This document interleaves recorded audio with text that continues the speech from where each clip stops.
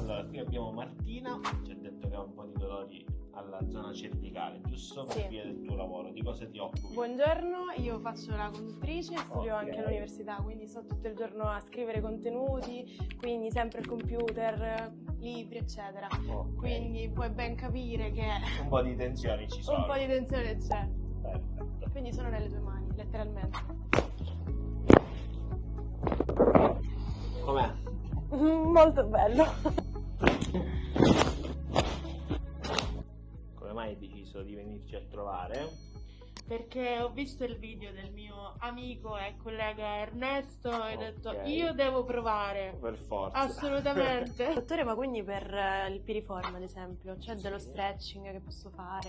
Si fa lo stretching frequentemente, così alzi una gamba, metti l'altra sopra e dovresti tirare l'altra.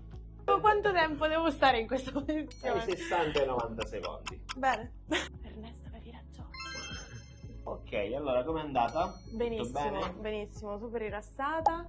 È iniziato adesso il mio nuovo giorno. Brava. Si vede, penso. dalla Seguirai i faccia. miei consigli. Assolutamente sì. Stretching del piriforme, stretching della zona cervicale, importantissimi. Ci vediamo tra circa un mesetto, se senti dolori più, penso che per un mese ce la fai. Va bene, a presto. A presto. Grazie.